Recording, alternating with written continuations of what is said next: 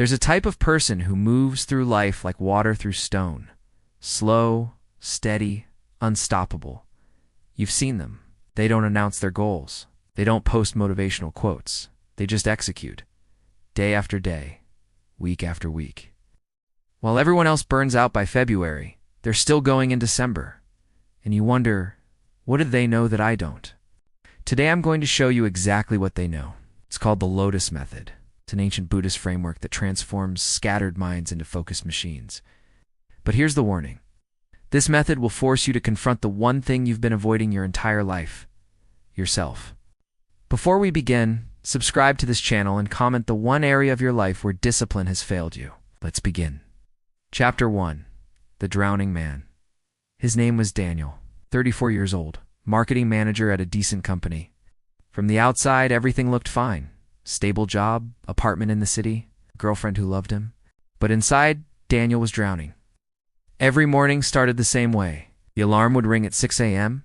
He'd hit snooze until 7:30, rush through breakfast, arrive at work stressed, promise himself he'd go to the gym after work, never go, promise himself he'd read before bed, watch YouTube instead, promise himself tomorrow would be different.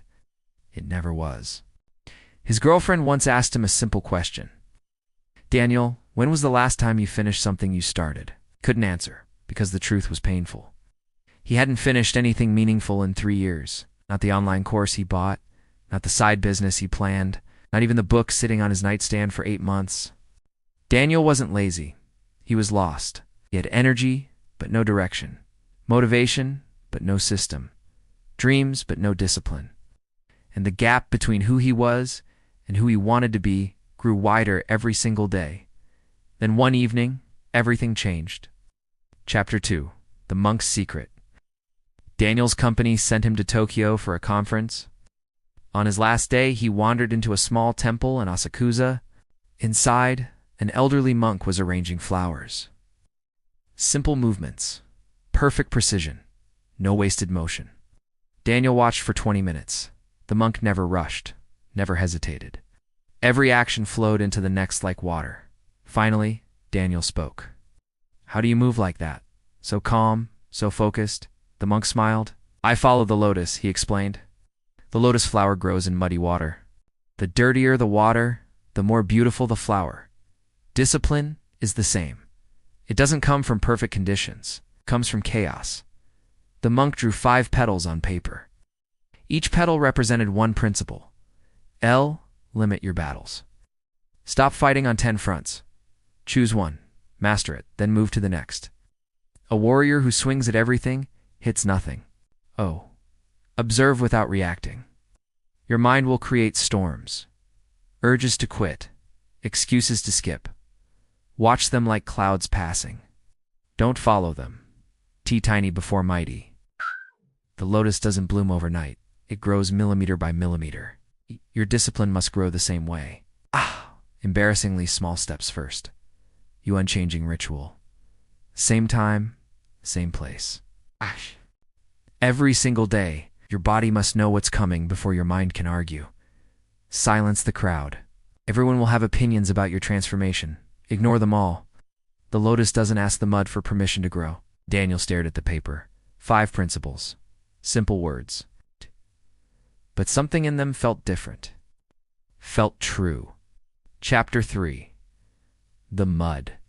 Daniel returned home and implemented the lotus immediately. He chose one battle, waking up at 6 a.m., not the gym, not reading, not meditation, just waking up. First 3 days felt impossible. His body screamed for more sleep. His mind created perfect excuses. You're jet-lagged. You deserve rest. Start next Monday. But he remembered the second petal, observe without reacting. He watched these thoughts arise. He didn't fight them. He didn't follow them. He just got up anyway. By day 10, something shifted. He woke up 1 minute before his alarm. His body had learned the pattern. The negotiation in his mind grew quieter. Not silent, but quieter. Week 3, he added one tiny habit. It's 2 push-ups after waking. Just 2. His girlfriend laughed. That's not even exercise. Perfect. Her doubt became his fuel.